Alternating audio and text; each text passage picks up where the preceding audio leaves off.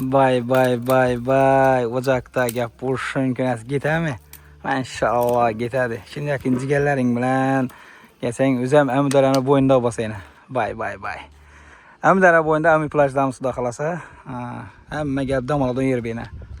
Həmmən əsasını bələdi soyalı polni. Gəlib otursanlar oldu produktuna ek gəlib yine.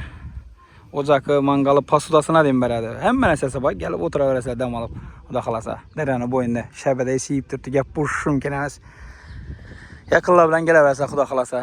Şu videomuzda yakınların cigərlə atacaq qoyasılayına. Həmmə tapçalları var. Polunun soyası var. Yakın cigərlə bilən gəlib dam alıb getə verən o yeri xuda xalasa. Gəp burşun kenəs. Dərədə su zor. Acayip bakıyıp durdu inşallah. Yakın dostlar cigərlə bilən gəlib tapçanı köp, arendamine taza tapçalar kuruldu. Yani suyun ortasına su köpe geldiğinde tip polni su boptura. 4 tapçam var. Umanlıkine rengi yaptırdı. Yine bir de yine polni sularından beraber gerek basa. Dere yanımızda ku.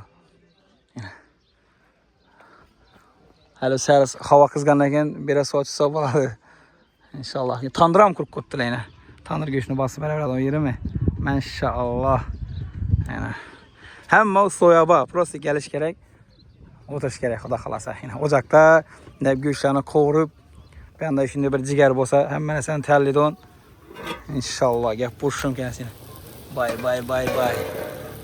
Zırdamı katken bosak. Şimdi sınıftaşlarına yakınca olabilen gelmiş.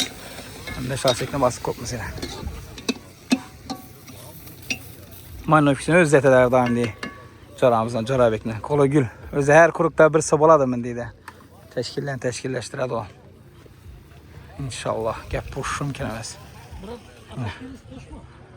Şimdi gele beraberden yeri polni. Bunda yazda suya çıkan vakti yukarıdan da gelin hesabı yine. Şimdi tankada çay koy veremiz hazır. Tanka çay bası veremiz inşallah. Gele veresiler ama plajda pəslə nömər kaldırıp koyamam. Bir manal telefon etip çaylarını burun etip xuda xalasa gelesiler.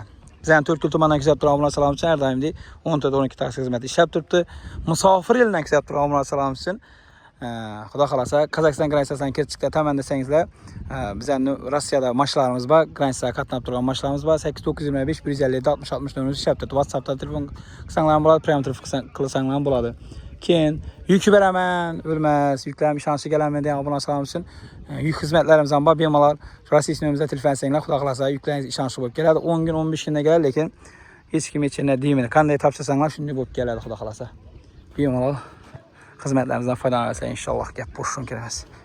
Yine bu ön plaj başqaça bu. Yakınlardan, cigərlərdən gəl adam yeri. Tamam adam yer. Dərənin boyunda inşallah.